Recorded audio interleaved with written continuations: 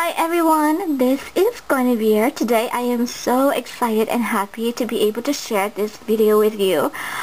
As you can see, I have a lot of greens in front of me, and these are not just common garden greens. These are wild greens that we've picked in the wild. And so today, this video is going to be a cooking video, and I'll be using these ingredients to make a spring dish that will be perfect in celebration of the coming of spring.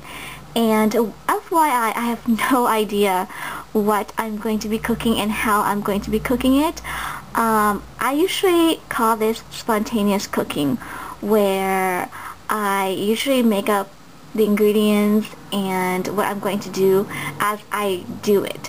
So I can't tell you what this dish is called, and I can't tell you how it's going to taste until the very end, where I'm going to try it myself for the very first time and give you an honest feedback or rating of my own cooking. But I'm so excited to share with you some of the things that we picked in the wild. In front of me I have a basket of greens, wild greens actually, that I've just washed. So I'm going to go over and show you the different kind of wild edibles that you can use in the springtime while you're waiting for your other crops to grow.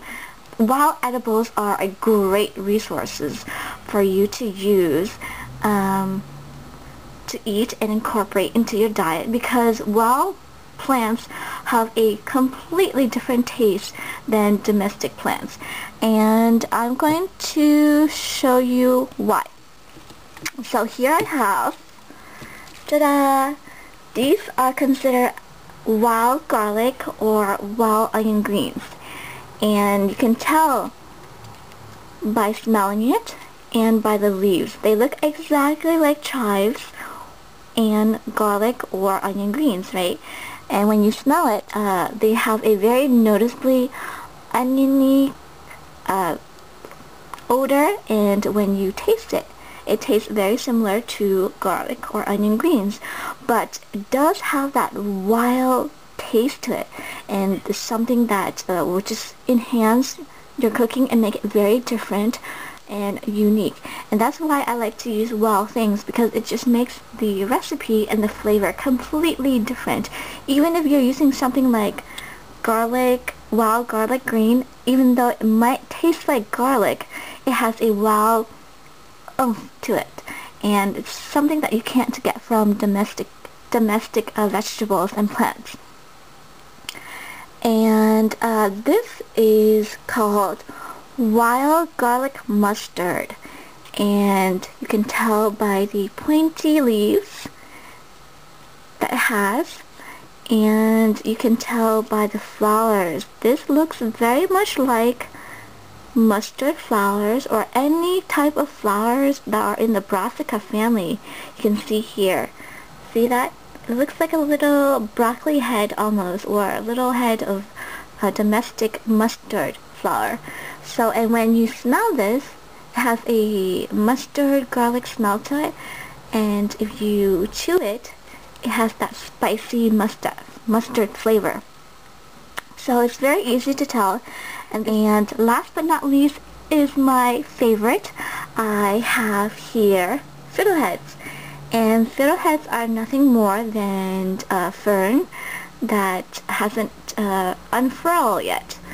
So yes, you can eat fern actually. They are edible in this form and taste very delicious. They taste to me like asparagus green with a little bit of that wild oomph to it. So I'm very excited to cook this. And when you pick these, you want to pick them in this form, when they are the most tender and sweet. You can still cook them when they have unfurled a little bit, but they're best in this form. And you can pick all these wonderful wild edibles to add into your diet, to spice up your dishes. It's just so wonderful and exciting, and I'm really happy to be able to share this with you. So let's go, and I think I'm going to get out my blender and make some sort of a sauce with some of these ingredients, and I'll share that with you. Okay? So let's go. So what I have decided to do is to cook the fiddleheads like asparagus, and we're going to fry this in olive oil. So what I have decided to do with the rest of the ingredients is to put it in a blender and blend it all up and make it into a nice green wild sauce. And we're going to blend up the wild garlic. We're going to blend up the wild garlic mustard, and also this is called a stinging nettle that I forgot to mention. And if you're a vegetarian, it's a wonderful plant to be able to have and also learn how to cook with. This plant has approximately over 50% of protein. This is one of the plant that has the highest amount of protein that you can have, but it's also very dangerous because they have a whole bunch of tiny little hairs on their stems and underneath the leaves, and if you are not careful and you touch them, they are like hypothermic needles, and they will sting you and it will hurt like bee stings, and you will get little swellings, and it's not very fun. So they are a wonderful plant to have, but you have to be careful. So let's do that. Let's blend all this together and we'll see what we have. Okay, these are the extra ingredients that I've decided to add into our sauce. These are some sunflower seeds to make our sauce nice and creamy and thick. A little bit of ginger, and did you know that you can plant this straight into the soil? All you need is a piece about this big, and as long as it has these little knob, the little sprouting parts, you plant it about 2 inches deep and it will grow a ginger plant for you. And I love to cook with ginger because it doesn't matter what I cook, I always add a little bit of ginger to my dishes. I also have coriander seeds, and these are just the seeds from the cilantro, and a little bit of black pepper that I'm also going to be adding in to make our sauce. So let's get started, and I'm so excited.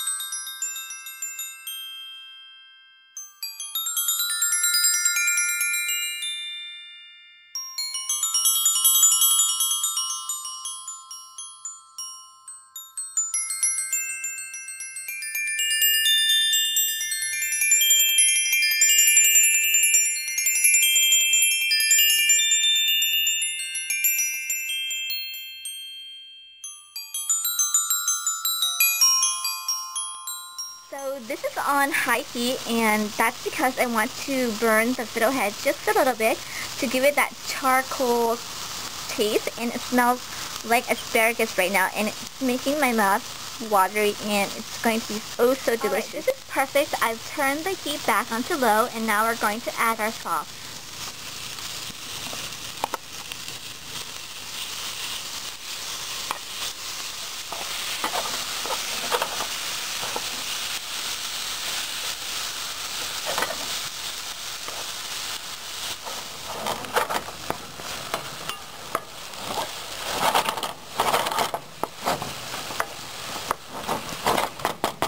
Now, as you can see, that Parmesan that we added is holding the sauce together, and it has gotten quite cheesy. at this point, I'm going to test it and see if we need to add anything else. Very creamy and has that wild green taste. I think I'm going to add in some of this. This is the roasted garlic parmesan.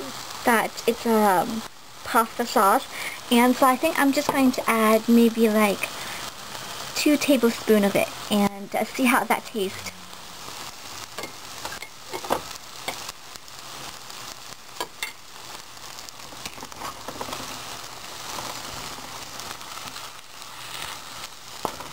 Okay, so this is what it looks like after I add in the cheesy roasted garlic parmesan sauce, and I'm going to taste it again and see if there are anything else that we need to add.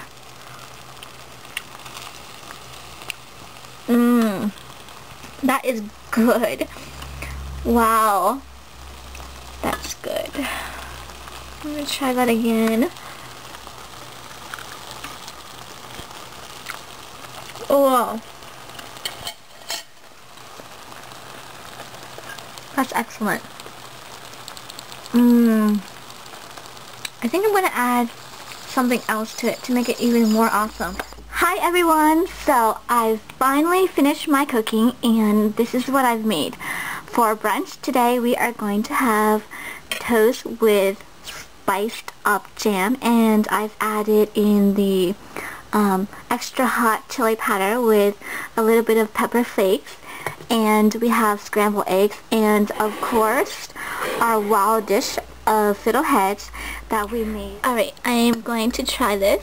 This is going to be so exciting.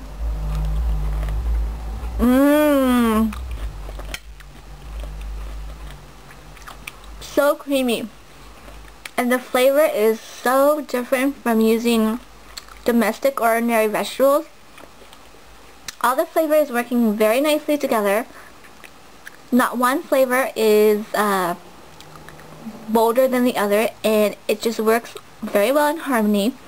And then you have that special wow to it, and it is just so delicious, and it's very creamy because of the sunflower seeds that we've added, also the Parmesan cheese and the extra roasted garlic sauce that we added to make it very creamy and delicious. And this can be a very healthy recipe if you're a vegetarian, and it's so exciting to eat with wild vegetables.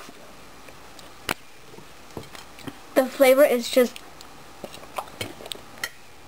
unlike anything that I've ever cooked with using domesticated vegetables.